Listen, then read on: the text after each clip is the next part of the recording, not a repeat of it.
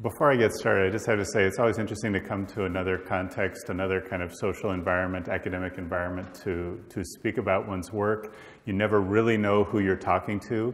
You never really know what the expectations are, what people's educational background. In my case, I'm trained as an anthropologist, which is how a lot of American archaeologists are trained. And so you'll see that I'm thinking about things in terms, as David said, of economic and social processes. But I also have to say that this is interesting for me because I think I've never in my life given a lecture where someone was drinking a beer. And I thank you for that. I'm grateful to be having this experience, and I'm sure that this is going to be one of the most memorable parts, apart from the discussion afterwards, I'm sure. I'm honored to be a part of this Ringvorlesung on early economies and modern economic thought. And I thank Topoi and Professor Warburton for the invitation.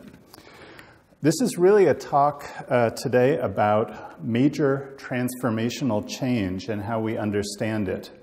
It seems particularly fitting at this particular historical moment, perhaps particularly as a U.S. citizen, God help us, to wonder how societies change, how quickly, and how thoroughly those changes work their way into all facets of social, economic, and political life. We know, of course, that change in societies takes place today at a pace much faster than it did in ancient times. The pace of knowledge production and technological innovation are exponentially faster, and it's reasonable to think that major structural changes in political and economic systems happen today more quickly than they would have in the past. We archaeologists always study change, of course, but we very often tend to emphasize change in ancient societies as revolutionary, assuming in some cases that they happen very quickly and that changes completely or nearly completely and rapidly transformed entire societies. Thus, for example, we have the old phrases, the Neolithic Revolution and the Urban Revolution that the British archaeologist V. Gordon Childe used in the 1920s and 30s, clearly inspired by Marxist ideas, and that are still widely used in public and academic discussion. However, these changes have come to seem less rapid and less thorough to me in my studies of early states and early urbanism in the ancient Middle East and North Africa. So what I want to do today is to talk about the development of market economies in ancient Mesopotamia over the course of about 2,000 years, from just after 4000 BC to just after 2000 BCE. This is a period of a great deal of change in ancient Mesopotamia. The first cities, the first kings, the first writing, the first mass production in the use of the potter's wheel. I'll just stop there. We had I gave another lecture yesterday down at the Frühe Universität in which this came into question. But in any case, certainly if we extend the time frame down to 2000 BC, we are talking about the first mass production with the use of the potter's wheel. The development and refinement of bronze working, the first conquest empires, systematic elaboration of modes of visual representation of religion and of ideologies, and the first time when goods were bought and sold using a common system of value with prices that fluctuated according to supply and demand, and with people working with a motive of making a profit, that is, the first markets. So the development, those of you who have been to lectures in this series will know that the development of markets in the ancient Middle East has been the subject of a great deal of research, much of it spurred by the work of Karl Polanyi in the 1950s. Polanyi argued that markets in the modern sense did not exist in the ancient world. I'm not going to take up his arguments in detail here. The consensus of scholars now is that he was wrong.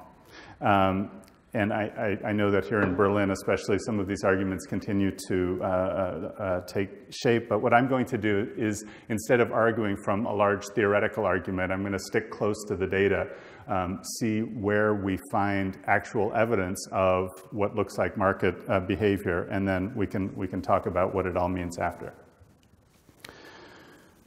So in part, the questions I'm asking are, to what extent does it make sense to think of the developments of markets as an event? And to what extent was it a process? And did markets make cities? Or conversely, did cities make markets? So first, some background in the way that I'm using some of my terms. You can, in very broad terms, think of the economy as systems of production, distribution, and consumption, with production sometimes being glossed supply, consumption sometimes being glossed demand. And what we're focusing on here, though, is neither supply nor demand, but distribution. How objects, how goods, mostly goods, not so much services in ancient Mesopotamia, were delivered from their producers to their consumers. I've outlined some of the ways that this could have happened. Of course, there's also, we have to always keep in mind that we're talking about household production for certain kinds of goods, so that the distance between producer and consumer is non-existent. But there can be gifts, there can be tribute, redistribution, and market trade being one of these. For market trade to be the operative mode of distribution, you need prices, and you therefore require a form of money, not coinage necessarily, but any material that can serve as a standard of value. We'll see that in Mesopotamia this material was silver. One additional note on market economies, I'm putting it here in quotes.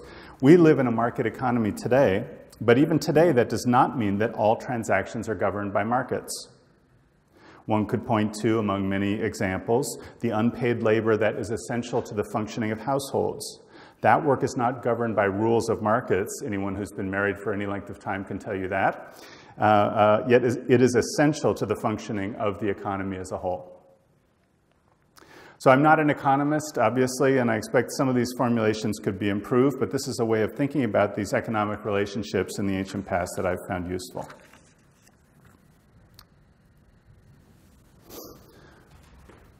So continuing with some background, Mesopotamia, I expect not all of you are specialists in ancient Mesopotamia, so I'll briefly outline some of its geographical features. Of course, this is a term for the land between the Tigris and Euphrates rivers. In what's now Iraq, here is the Tigris and Euphrates, nicely labeled. In what's now Iraq, Syria, Turkey, portions of Turkey, and Iran. And it's comprised of two major environmental zones bordered by mountains to the north and the east, by deserts to the west, and by marshes in Persian Gulf to the south. Upper Mesopotamia, starting north and west of Baghdad, more or less, is an area that receives enough rainfall to sustain agriculture. It's a land of rolling hills, and we refer to this as Upper Mesopotamia, or northern Mesopotamia. Lower Mesopotamia, roughly from Baghdad to the Persian Gulf, is a flat and dry landscape in which human subsistence depends on water from the rivers and irrigation canals that are dug from them. Its southern edge has fluctuated with the rise and the fall of sea level in the Persian Gulf during the times I'm going to be talking about here. Neither of these areas is particularly rich in natural resources apart from land for farming and herding, although the marshes that form the southern edge of Lower Mesopotamia provide a rich and distinctive group of resources, including reeds, fish, and birds. Settlement in these regions was connected to the surrounding mountains by some form of trade from the earliest Neolithic times, say about 9000 BC, when obsidian from sources in the mountains of southern Turkey and the Caucasus, up here, made its way by exchange throughout the Middle East. 9000 BC, that's a long time ago. In later periods, metals, including silver and copper, were brought from the mountains to Mesopotamian settlements, as were large timbers, of which the famous cedars of Lebanon were the most renowned. These were used for roofing monumental buildings.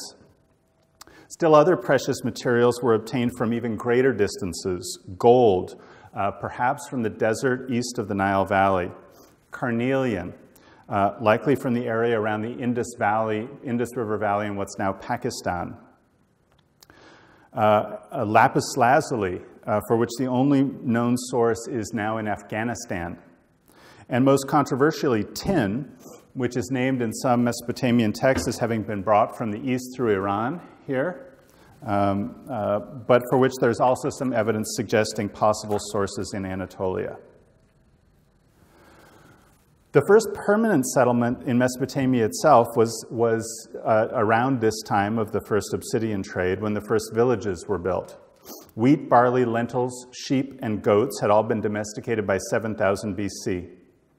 The first known settlements in lower Mesopotamia are later in date, and there's some dispute about exactly why this might be. I personally think that it's because the rivers, when they flood, deposit massive amounts of sediment, particularly in this area of lower Mesopotamia, and it's only by occasional chance that construction projects have found earlier prehistoric sites. So this has to do with climate change and the regime of deposition of sediments. And I personally would expect that were we to dig 8 meters below the modern surface of the ground systematically, we would find more early villages there. We just haven't done that yet. In any case, in the following 2,000 years, a village culture known as the Ubaid began in lower Mesopotamia, and its distinctive ceramics and architectural forms were eventually adopted across all of Mesopotamia. This is not the place or the time to analyze what has been called the Ubaid expansion in detail, but whether trade, emulation, or migration was dominant, extensive connections were maintained across Mesopotamia and into the foothills of the mountains in Iran until about 4,300 BCE. Just like for the earlier obsidian network that I talked about, we have little evidence for exactly what the mechanism of exchange was that connected these societies. The small quantities of traded goods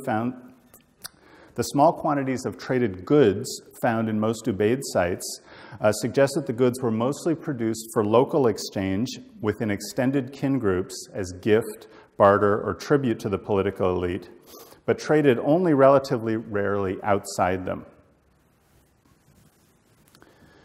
The Ubaid network collapsed into more localized regional cultures around 4000 BC, and this collapse turned out to represent the beginning of Mesopotamian urbanism. It had long been thought that the first Mesopotamian cities were those like Uruk in lower Mesopotamia, and I promise you I will have some other slides coming up here. I'll show you a little bit about Uruk. In lower Mesopotamia, which grew to a size of about 250 hectares, perhaps 40,000 people by 3200 BC. And I expect Uruk is well known to those of you here in Berlin. But excavation and analysis of the past 20 years has shown that cities of comparable scale developed in upper Mesopotamia at about the same time, particularly at Tel Brak, which is a site that I worked at for the better part of 15 years. And this is the largest of these northern Mesopotamian cities. So it's worth also emphasizing that these are separate cultural traditions. The cities in southern Mesopotamia belong to what we call the Uruk tradition. The urban systems of upper Mesopotamia belong to what's called the late Chalcolithic tradition. The name is not so important as the fact that they were developing separately. Mesopotamian cities have had a disproportionate influence over archaeological understandings of the formation and effects of ancient cities, since Gordon Child's syntheses were based primarily on data from Mesopotamia. Yet we still do not agree on the reasons why these cities formed. So just to summarize briefly what I've been talking about, I'm talking about a relatively rapid formation of these earliest cities from the time about 4000 BC to 3500 BC. Going from settlements that may have had 1,000 people living in them to settlements that could have had 40,000 people living in them. So it's a fairly dramatic transformation that happened in those few hundred years. And yet we still do not agree on why these cities formed. One of the traditional explanations that cities formed for defense seems not to be supported by archaeological data from Mesopotamia, since city walls were not built until more than 500 years later. Robert McCormick Adams, the American archaeologist, based in part on his archaeological surveys in lower Mesopotamia and in part on comparative research, long ago suggested that Mesopotamian cities formed at the juncture of environmental zones to facilitate exchange of the products of those zones. So this is then an economic explanation that cities effectively developed as a sort of exchange centers. Adams focused on the location of Uruk in the south here at the intersection of irrigated agricultural land, grazing land for sheep, and the marshy delta of the Tigris and Euphrates. In Adams' view, the exchange of these products was mediated not by markets, but by urban institutions like the palace and the temple as redistribution to workers. More recently, Guillermo Algaze has suggested that market institutions were present already in these first cities.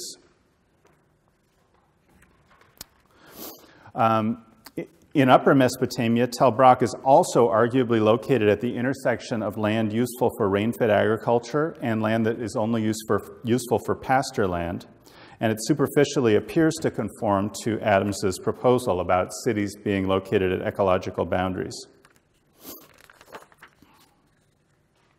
So at issue here is the question of how comprehensively the new cities altered Mesopotamian economies. And conversely, to what extent did pre-urban economic, social, and political practices and structures persist in the new urban system? That's the question that I'm really asking. A final note of background. Oh yeah, I said this already, okay. So I talked about how these cities were developing in separate traditions, the Uruk in the south and the Chalcolithic in the north. Beginning in around 3500 BC, we have a process that's known as the Uruk expansion. Quite a dramatic process in which really the entire range, almost the entire range of material culture from southern Mesopotamia begins to be found in sites spreading out into the north, into the mountains in the east, indeed all the way up into the foothills of the Taurus Mountains in Turkey. This is known as the Uruk expansion. This is a term, again, from this scholar Guillermo Algaze. And he suggested that this was a trading network. There have been a lot of models for this Uruk expansion. But trade is somehow at the center of all of this. Algaze expressed the idea that these sites, the sites of the Uruk expansion, were part of a trade network specifically designed to extract the valuable raw materials of the mountains that I've been mentioning: copper, silver, semi-precious stones, cedars, and so on, pine trees for roofing, and to bring them down to the large cities of southern Mesopotamia. The talk I was giving yesterday was evaluating one portion of that system by specifically looking at a study of trade in ceramics and finding that there's basically no trade in ceramics, or very, very little trade in goods that would have been in ceramic jars between any of the major Uruk settlements. So this is potentially a sort of a problem for this Uruk expansion model, but it doesn't alter the fact that the late Chalcolithic cities were in many cases forcibly converted, you could say. In many cases, this expansion is associated with violence. There are mass cemeteries. In some cases, sites are burned and abandoned. And so that is certainly a part of this early background of the development of economies in ancient Mesopotamia.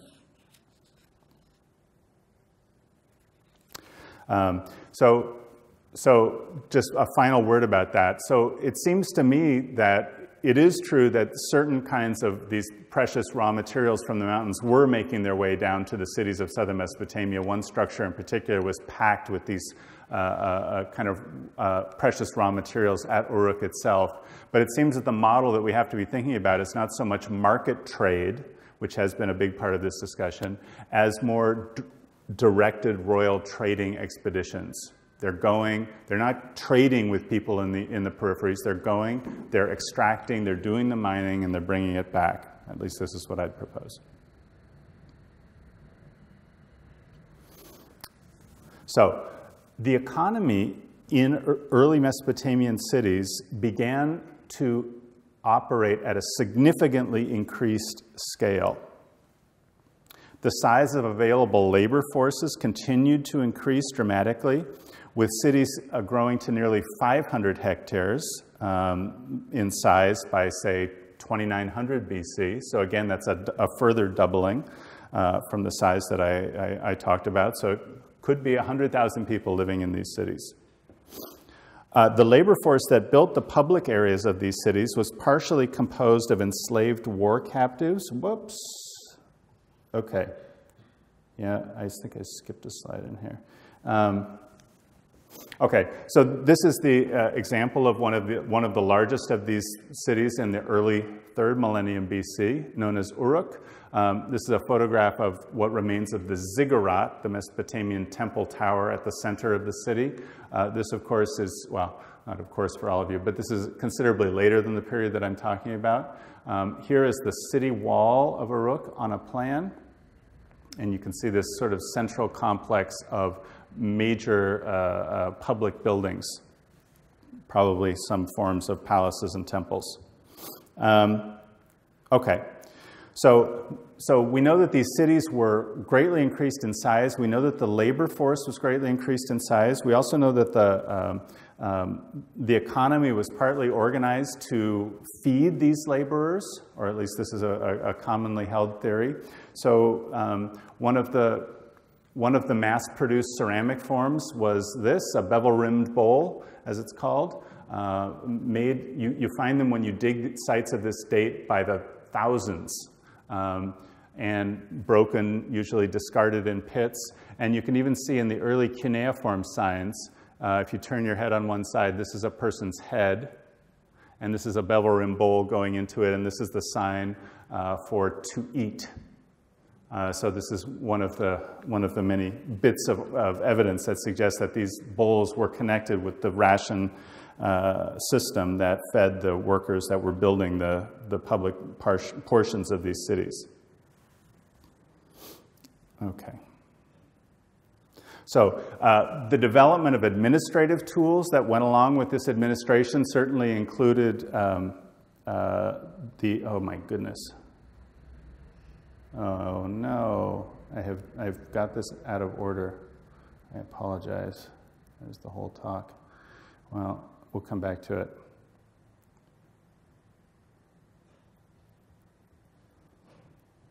Okay. Okay. Yes. There's nothing worse than getting your slides out of order. We're gonna put this part of the argument on hold, and I'm gonna give you my interpretation or my explanation of why I think that these cities developed, because this is an important piece of the argument that I'm trying to make, that when we talk about even times of major transformation, we also have to be thinking about the ways that traditional forms of social organization, traditional forms of political organization continued. So this is normally when we have excavated cities like Uruk, what archaeologists have focused on is the areas of public buildings. These things are impossible to resist. This is where all the great tablets and the huge architecture is to be found. We very rarely learned anything about the segment of society between the kings and the slaves. So that's a big distance when you're talking about a town. I mean, you know, a town of 50,000 people. It's difficult to imagine a very small elite controlling 50,000 people without any intermediate level figures. So at Tel Brak, when I was excavating there, we found such a structure that must have been belonged to an intermediate level political figure. So what did this guy do? Well, he built himself a house. You can see this is the form of a house. We call it a tripartite house because it has three rows of rooms, a central hall and small rooms on either side. You can see that there are other houses like that in the vicinity. This house was special because it had a long courtyard on one side, and that courtyard was filled with cooking features. In this particular level, an oven, a big oven. And all the material that we excavated from this was consistent with feasting. So there were ceramics that were plates for serving. all the animal bones that we found that were bones that were consistent with the remains, not just of ordinary meals, but of special meals. We also found in this area an extremely unusual collection of mace heads. These are symbols of authority in early Mesopotamian societies, and there were 5 of them found in this one area. So clearly this is an area where somebody was exercising authority on a modest scale, was being the big man and feasting a lot of people. And not coincidentally, in the area of this big building, we found a large hoard of beads, carnelian, lapis lazuli, gold, silver, about 300 beads, which in 3500 BC represent an extremely unusual concentration of wealth. So this is, in fact, the kind of figure that I would argue is not only required to maintain the early cities, but he would have represented a traditional form of political authority that was sort of like the village elder or something in a pre-urban context, and he continued to exercise this kind of authority in the urban context. So I think we have to think in the same sort of terms about the development of economies, that pre-urban forms of economic organization continued. Okay.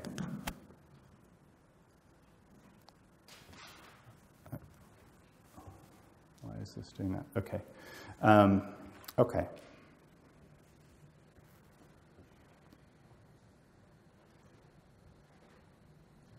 Yeah.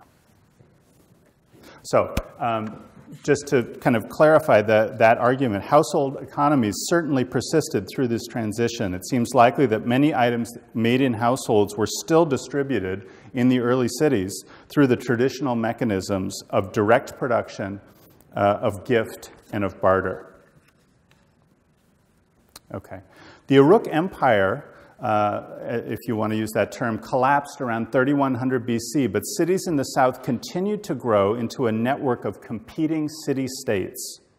And there you can see a whole bunch of them noted down there in southern Mesopotamia. The growth of cities, we often use the term urbanism to talk about the growth of cities because it's a process that affects not only the settlement itself, but the entire landscape around the city.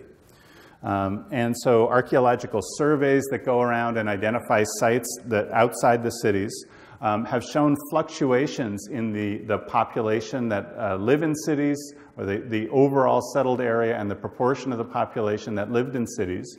And you can see that there are adjustments in which people moved into cities and then moved back out into the countryside.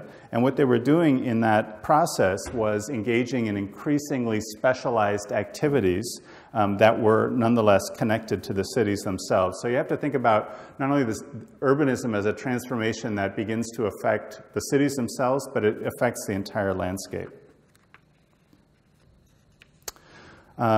So we start to have very typical early Mesopotamian art in these early cities. There was an ideology that the kings were the builders of these cities, and this is represented over and over again. Here you even see this king Urnanche of the city of Lagash, acting in a kind of a feasting role. Here he's the host of a feast, holding up a cup to a series of people who are attending him. Mesopotamian cities came to be built around 2 major institutions, the palace and the temple. And here you see a particularly well-preserved example. It's a little bit later in date, but gives you a general idea of what a Mesopotamian palace could have looked like. And here we've already seen one ziggurat. This is a restored ziggurat at the city of Ur. In addition, these cities were characterized by densely packed urban settlements. So these neighborhoods had some streets. They clearly were not the product of very specific urban design. Here's a case where we have a plan of a temple with a neighborhood that clearly grew up around it. These city-states fought with each other. They disputed borders, And eventually, after several centuries of this increasing violence and conflict, these cities were conquered or unified, depending on which perspective you want to take, by two empires. The first was the Akkadian Empire.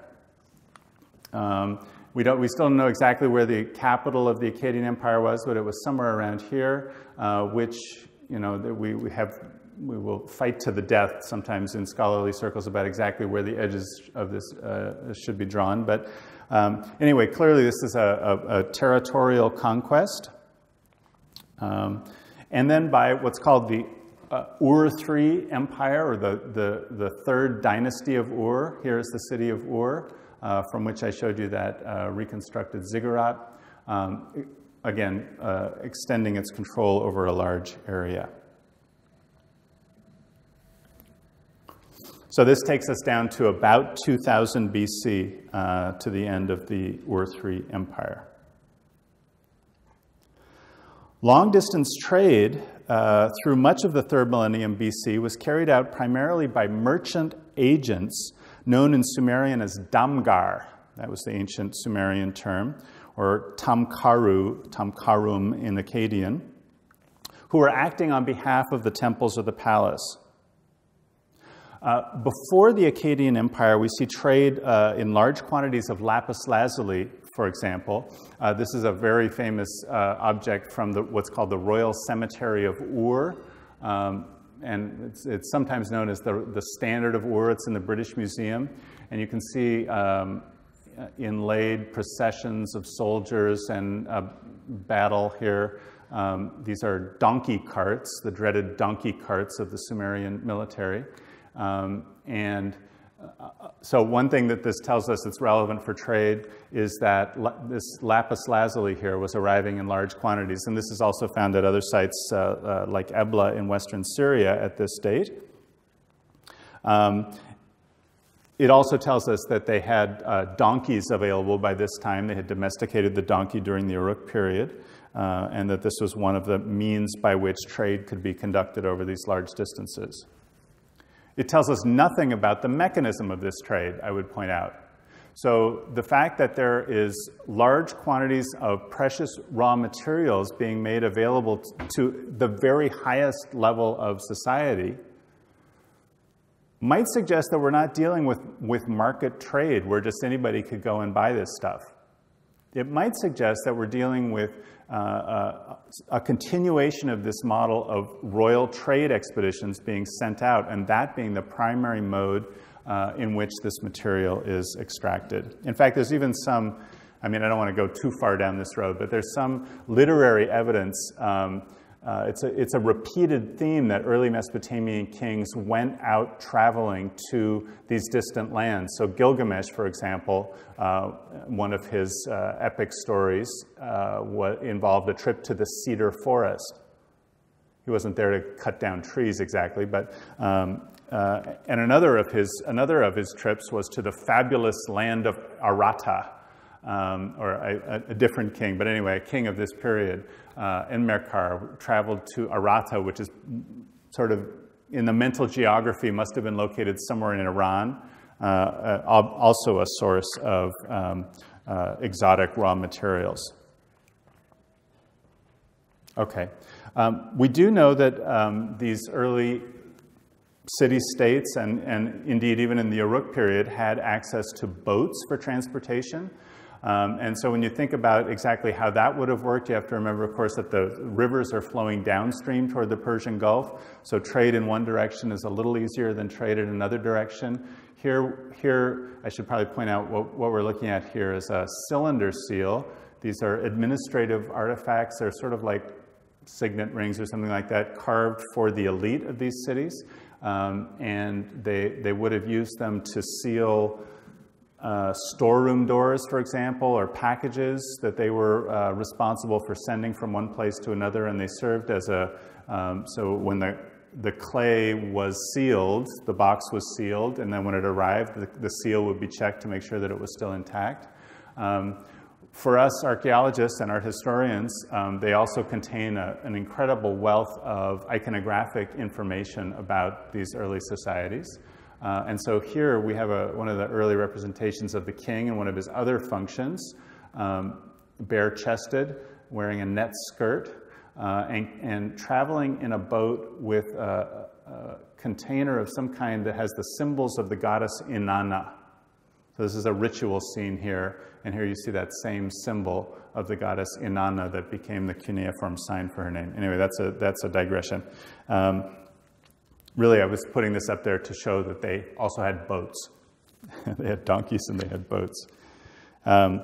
So during the Akkadian Empire, Sargon of Akkad boasted that he had merchants arriving in his capital city from far distant lands known as Dilmun, Magan, and Melucha, the furthest of these, Melucha, being now the Indus Valley in Pakistan. So, the development of technology accelerated at an increasingly fast rate in these urban environments with new functional as well as new ideological needs. Experiments in different alloys of copper through much of the 3rd millennium BC finally settled on a combination of copper and tin that allowed for remarkable achievements, including solid cast, life-size statuary, here in a famous image of one of the Akkadian emperors. You can also see that in addition to this being just a technological achievement, this is also an artistic achievement, so that part of the specialization that is a part of early urban economies involves increasingly specialized and skilled artisans.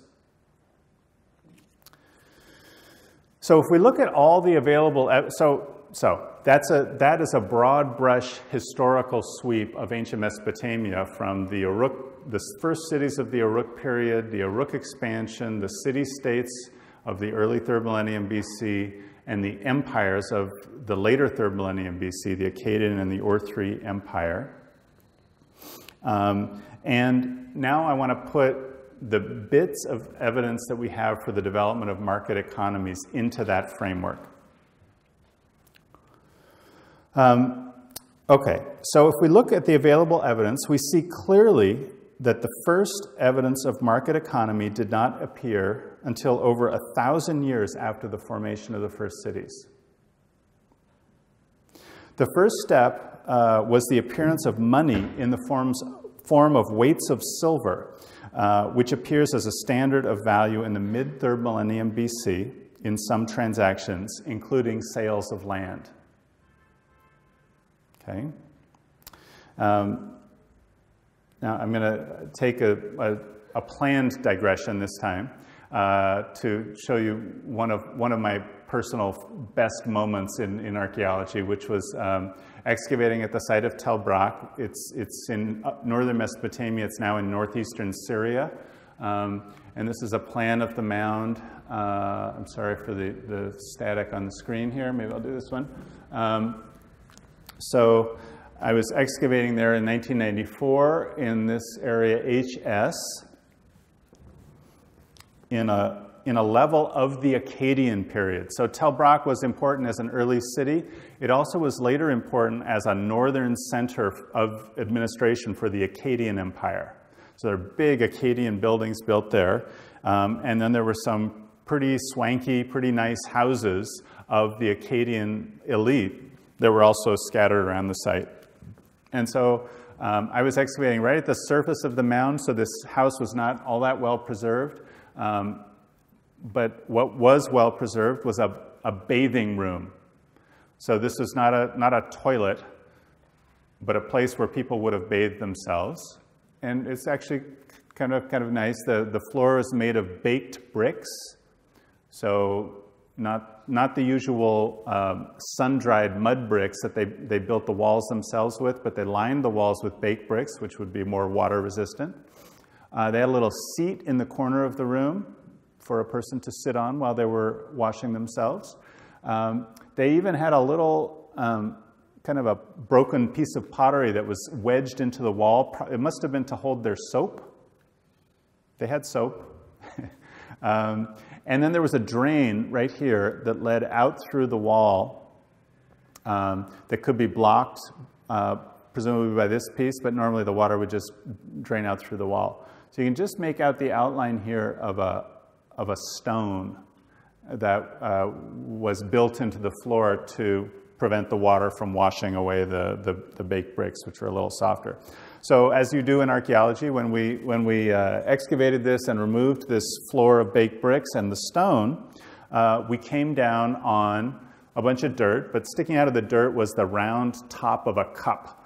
So we cleared around the cup, and it turned out the cup was sitting in the mouth of a jar. Super exciting. You don't get these kind of moments very often. So we dug around the jar, and because it had been in a wet environment here, it was not well preserved. So as I lifted the jar, it split open in my hand. And what was on top of all of that was this gold plaque with 2 crossed lions' heads. It's bigger than it looks, and it's about the size of the palm of my hand.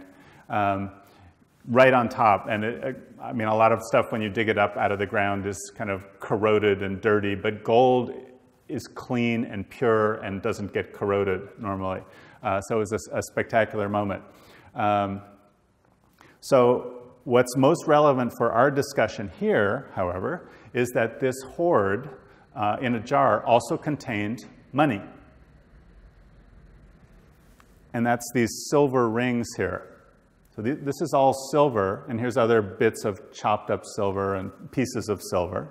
And so this is what I mean when I'm talking about silver by the mid-3rd millennium BC, by 2500 BC. Silver had come to be a standard of value and widely used and widely accumulated. What that means is you could say, okay, this piece of land is worth so much silver, and that much silver will buy this much grain. Silver became the standard by which you could equilibrate different commodities. So in this case, this was the silver hoard belonging to a family. It's a lot like that bead hoard that I showed you from the sheikh of the early city. In this case, it turns out that we found hoards like this. Oh, there's the gold plaque. This, by the way, this entire treasure went to the museum in Deir ez-Zor, Syria, after we excavated it, which is Syria is an unspeakable mess. Just heartbreaking for anybody who's spent, it should be heartbreaking for the entire world, and it's certainly heartbreaking for those of us who spent a lot of time there and had friends, and many of whom we aren't able to reach. It's also heartbreaking as a professional archaeologist to see what's happened to the antiquities there. And this particular hoard went into the museum in Deir ez-Zor, which is a city on the Euphrates close to the Iraqi border that is totally pulverized. I know that the Antiquities Service made some effort to bring material out of that museum, and I hope I will get to see this again someday. It had been on display there. Anyway, we found hoards like this all across the site, it turns out, maybe about 6 of them. And the reason is that the Akkadian Empire collapsed dramatically, quickly, suddenly, and people simply didn't have time to go and dig them up before they had to get out of town. So it's both a testament to the fact that silver could be used in this way, and a testament to the fact that people of a certain social status, probably not everybody, but people of a certain social status would have silver in their house. You probably know the word shekel. You've probably heard that term, whether reading the Bible or whatever. This is an ancient Akkadian term, and it's actually a unit of weight. And so that a shekel of silver was not a coin, it was a fixed weight of silver. Okay. So all that is to say that by the mid-3rd millennium BC, silver is being used as a standard of value. Okay. By the end of the 3rd millennium, during the empire of the 3rd dynasty of Ur, we have a lot of evidence of, increasing evidence of market elements at the same time that the state itself was operating on an increasingly massive scale. Just to give you an idea, one thing I did at one point was went through the textual records to see what the largest flock of sheep was that was mentioned in texts of a particular period. So I haven't talked too much about the cuneiform tablet record.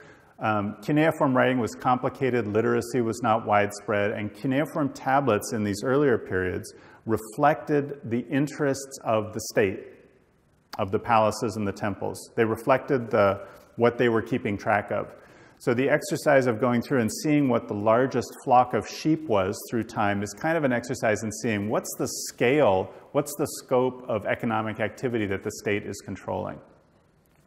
So in the Uruk period, the largest flock of sheep is maybe 1,000 sheep. In the Ur-3 period, so a little over 1,000 years later, the largest flock of sheep is 500,000 sheep. 500,000 sheep, I mean, that's like modern industrial production. So clearly the scale of the state portion of the economy is growing larger and larger.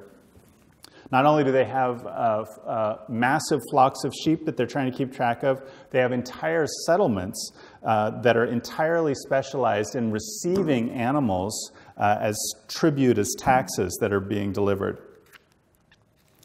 Also during this period, of increased state economic activity, we find the first textual attestations of physical marketplaces where buying and selling of small quantities of goods could go on.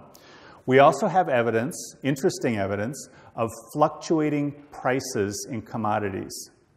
So texts will record the exchange rate between barley, or the price of barley measured in silver, the price of livestock, the price of slaves, and these prices fluctuate, presumably somehow because of supply and demand. We also find evidence, for the first time, clear evidence of merchants who are operating as if they were private, so private merchant firms. And we also have money lenders charging interest. So all of this evidence is coming about precisely not in the context of the first cities. It's coming about in the context of the first empires, more than 1,000 years after the first cities. So some of these trends even continue after the collapse of the Ur-3 Empire. Some institutional trade expeditions, for example, traded textiles for up to 6,500 kilograms of copper in a single shipment that came from the Persian Gulf. And most famously of all, private merchant firms considerably expanded their scope of operation, particularly in the well-known Old Assyrian trade. And here you have trade routes going, where are we here? Here. Going from Ashur all the way down here. So this is a site that's sort of, it's in northern Mesopotamia, but the southern part of northern Mesopotamia, traveling all the way up through Syria into Anatolia and into an entire network of trade in Anatolia. And these are run by family firms. Family firms from the city of Ashur traded tin and textiles to cities in central Turkey in exchange for mostly for silver. We also, of course, have indications of the prices of goods fluctuating according to supply and demand. But I want to go back to the family firms for a second. We know about these family firms because of extensive archives of letters that have been written back and forth between members of the family business. So the agent who's been sent out to live in Turkey will write back to the home base in Ashur and report on some aspect of his trip, transportation. It's really an incredibly lively bunch of archives. It's a large number of texts. And it's all written by private individuals. It's not written by scribes who are trained by the state. It's written in a relatively simple syllabary. So a further development of the private enterprise aspect of the economy. Okay, I'm going to wrap up now. So I hope I've made it clear that markets were not the cause of the rise of cities or of the formation of the state in Mesopotamia. They only developed in their full form very much later. But they did develop, clearly. Market trade developed as the scale of the institutional economy expanded. But the causality is not yet clear, to me at least. Did markets develop because of the increased scale of institutional transactions, that is, because of the state? Or did market institutions emerge as a way of negotiating distribution among varied social groups in the large cities of southern Mesopotamia? That is, did they develop because of cities? The answer to this question is not entirely clear and is made more difficult by the fact, as I have mentioned, that the textual record is a product of the state. Economic activity that went on outside state control would not be recorded in text normally, apart from this old Assyrian trade. Assyriologists, those people who study cuneiform texts, have speculated about the extent of the economy that existed outside state records, but have not been able to come to agreement on that point. Archaeology, so far, so this is a very different approach, that normally archaeology is better suited to identifying production and consumption of goods that happened outside the state control, because you can go and excavate in poor neighborhoods, or we could if we ever chose to do something like that, and we would have a chance to look at local economies. At the same time, archaeology has also not yet resolved this question. It proves difficult to identify the context of distribution of goods. That is, you don't know if these things are being distributed through a redistributive model or through market exchange. So anyway, archaeology has not proven to be the answer either. I'm going to leave, oh my goodness. Yes. Okay, I'm sorry, but I don't know what I did with the slides. But this is the one that I wanted to leave you with. This is an intriguing study of a southern Mesopotamian city called Mashkan Shapir that dates to just after the fall of the Ur-III dynasty. This study was based entirely on a surface survey, so just walking across the surface of the ancient mound and recording the objects and the traces of craft production that were found there, like little bits of partially melted copper ore might indicate places where copper was being made, for example. This survey then gives us a kind of a snapshot of production going on all around the city. And it suggests that production of many types of goods was evenly distributed in each neighborhood of the city. That might incline you to suggest that we're still dealing with a fairly local kind of exchange, but we still cannot be 100% sure whether that was done in a more traditional gift tribute mode or whether indeed it was traded in a market. So for now, the best I can say anyway, and maybe in our discussion we'll arrive at the final answer, but the best I can say is that Mesopotamian cities certainly contributed to the development of markets. Thank you very much.